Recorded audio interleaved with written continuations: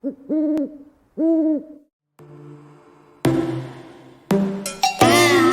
your bedroom, we stopped counting the days, lost in the rhythm. Hey! This may be a really informal video today. I am a little late filming this video, as I tend to be, at least lately, as things have changed around in my life, but we are going to film it. It's going to be kind of informal, and it is all about editing, because if you didn't know, I have opened up my LLC, my author business, Amy Prokopis Publishing, to freelance editing, and I have started working with editing clients. If you are interested, go to amyprokopis.com, check out all of my editing services. They are listed there along with my rates and how to contact me. On to the subject of the video, I am also an indie author. As many of you who watch this channel know, I write fantasy romance books. I've also written a science fiction book in the past, but I primarily write fantasy romance and romantasy. Those are my bread and butter. And because I'm an author and I write books, I am not immune to making some sometimes strange and common editing errors. So in this video, I just want to highlight the fact that you're not going to be perfect.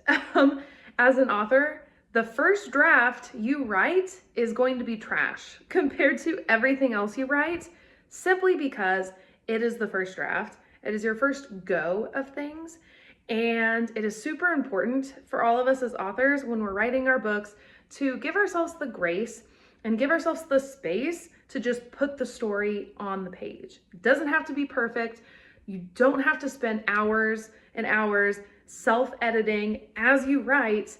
Get it on the page first. You can always go back and fix it later. It doesn't matter how many drafts, how many rounds of editing you need, just get it on the page. I myself, I don't even track my books by draft 1, draft 2, draft 3. When people ask how many drafts of a project do you write, I don't really know, because I don't track that. I don't think it matters. I go back through my book until I feel like it's ready for a professional to look at it. And let me tell you, because you are the person that knows your story best, you are the first set of eyes that has ever seen it, and you know every single nook and cranny of that story. When you send it off to a professional, sometimes it looks different than what you had intended. That is why it is so important that you do hire a professional, even if you are an editor like me, or you've had formal training. I have a whole degree in English language and literature, and I still make the silliest of mistakes when I write books, and my editor always catches it, because a simple second or third or fourth set of eyes is going to have a fresh look at your book and see things differently and catch things that you've just glanced over and maybe read a different way than what it was maybe read as intended, when it really just reads a different way entirely. So we're going to talk about it. All right, let's get into it. Here are all of the mistakes I make when I edit my own books. Let's go. I think before we begin that it might be important to state that what I use when I do my editing for myself and also for others is the Chicago Manual of Style 7th edition. That is the guide of grammar rules that I follow. There are some other things out there. For instance, if you are from like a different country, like UK English versus American English, things like that, some trends are different, and that can have an effect on what you're writing. So think about who you're writing for, where you live, and the biggest marketplace that you may be placing your books into.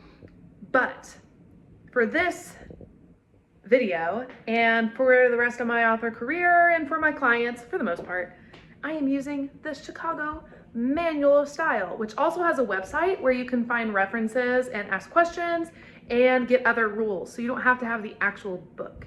It is also on their website.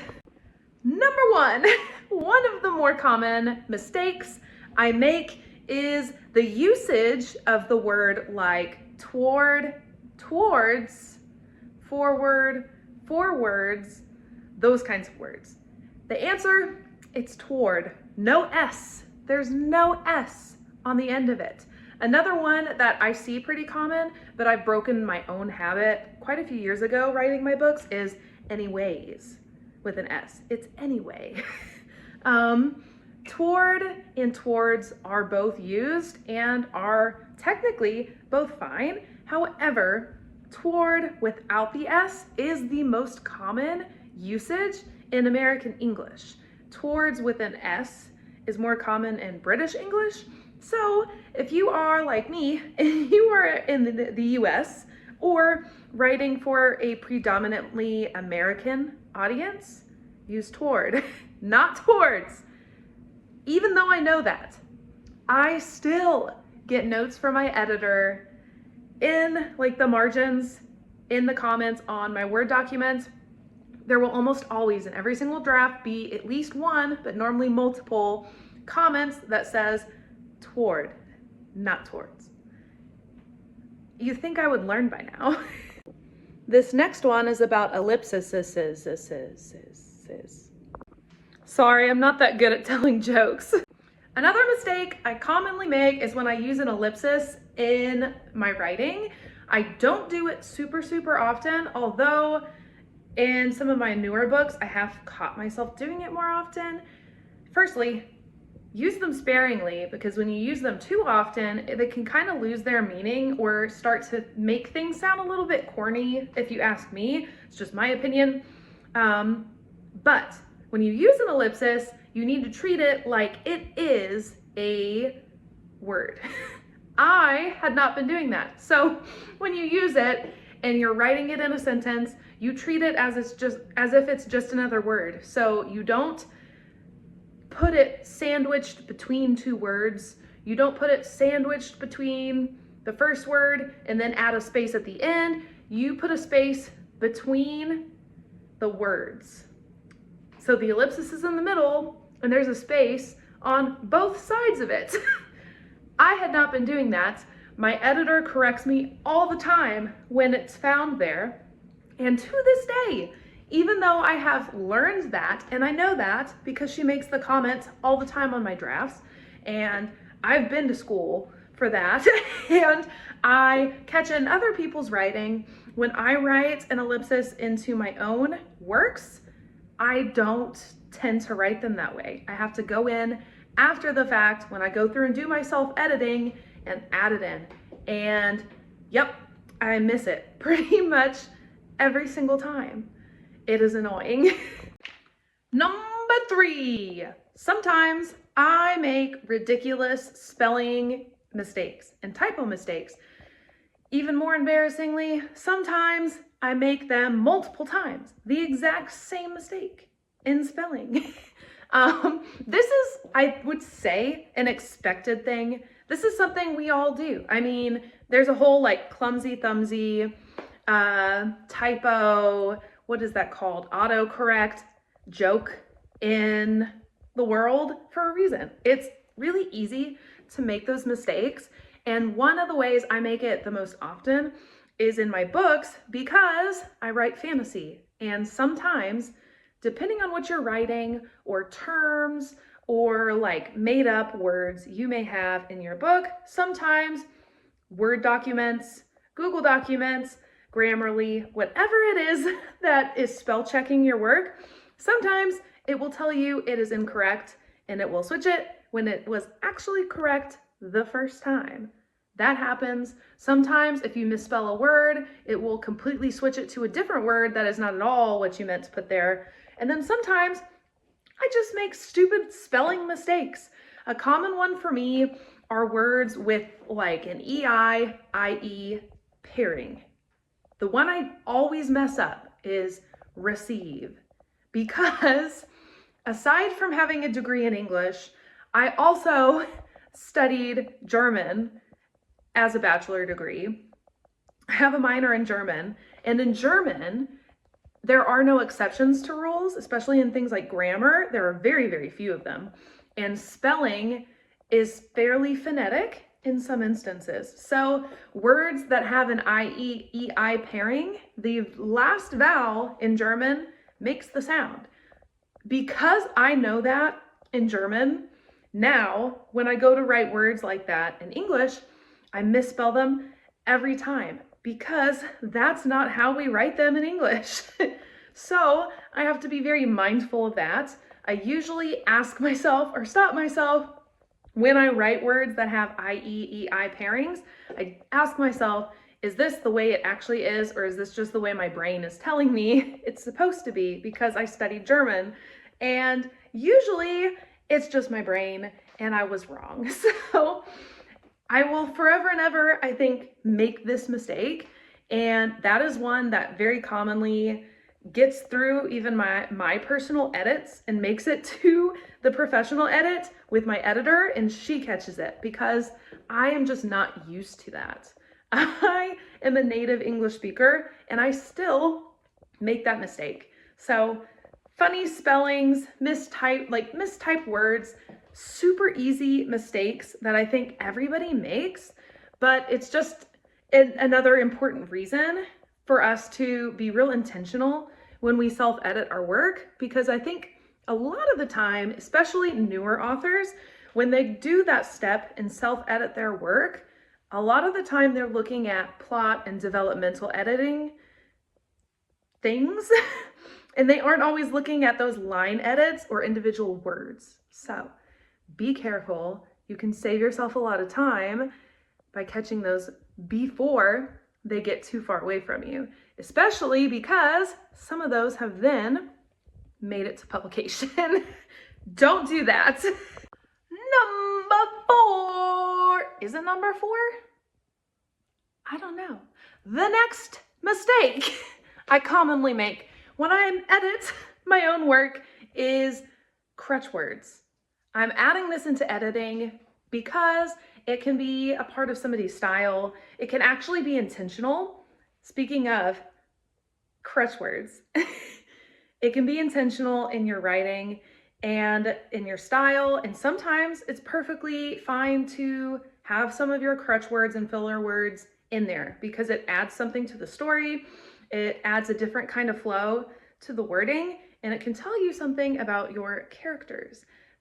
But you need to be aware of what your crutch words are. That way, when you go through and you do your self-editing, you can pull them out.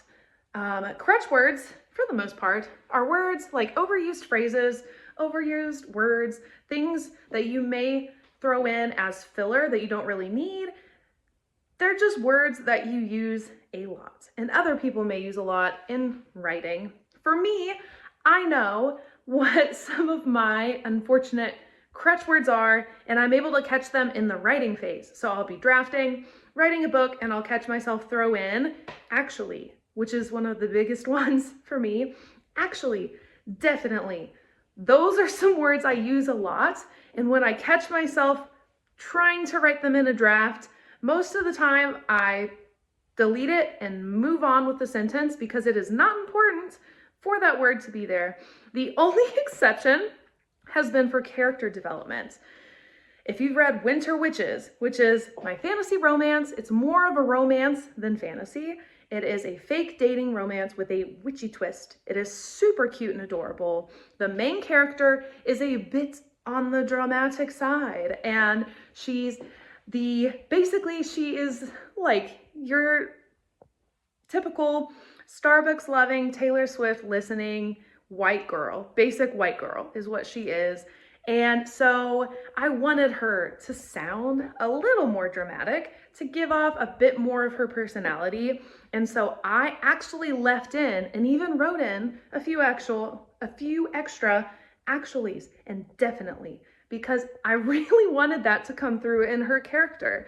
And so while I did pull them out in other places, when they pertain to her internal dialogue and her actual dialogue, I left a lot of those in because it was a style choice. But when I write my fantasy books, so books like Curse of Wings and Darkness, my steamy vampire romance, and especially Trial of Flame and Wings, which comes out in the spring, more of a dragon, higher fantasy novel. Both of those books are more serious. They're not as lighthearted, and the characters in those books are very different than Winter Witches. And I still write in those kinds of filler words. I still use the same crutch words. And in these cases, because they have no business and they add nothing to the sentence that I usually find them in, I pluck them out. So there are other crutch words out there. You can find lists of them. I do think though that crutch words can vary a lot, person to person. Some of us use some more than others. Some of us may have our own words entirely that we tend to throw into novels that don't need to be there. And when you use them too often, this goes for just about any word. If you use it too often in a sentence, or if you've simply used it too often in a paragraph, it can be really distracting to a reader, upset the flow of what you've written, and now you've lost somebody and the hook is gone. So important things to think about: check your crutch words. What I recommend doing in the self-editing phase, if you know what your crutch words are, type them in on Word. You can also do this in a Google Doc, but on Word, you can go to that little magnifying glass at the top, type in the word. So I'd type in actually, and it will tell you how many times you have used the dang word. And you can go through those individual sentences and decide which ones you want to pull out. So that's my tip. That's what I would do. And that's what I do very often if I don't catch it in the writing phase. I think that about covers it. Those are some of the most common mistakes I make when I am self-editing my own work, and some solutions for how I try to avoid them. Thank you for watching. Check out the links below for my social media account, all of my books, social media accounts. I have many, all of my books. If you are interested in booking me as your editor, go to amyprokopis.com and check out the editing tab for information on all of my services. Reach out to me there. Let me know. I have availability. I have a lot of space in September. I am about full for this month. However, I'll be opening up again through September. So if you're interested, let me know. Thanks for watching. I post videos every single week. I have a vlog every Sunday, weekly videos like this on Wednesday that are a little bit different, shake things up a little bit, and the occasional live stream. So join me. Check out Curse of Wings and Darkness. It releases October 1st. It is currently out with my ARC readers, and they are giving me great feedback. I am so excited. I try to share every one of them I see. So if you have given me feedback or left a review on Goodreads already, I'm trying to give you guys shout outs. Make sure you tag me so I don't miss it. And yeah, check the book out if you are interested in a steamy vampire romance. So that's pretty much it. Thank you guys for watching. Read books, be kind. I'll see you in the next one. Bye!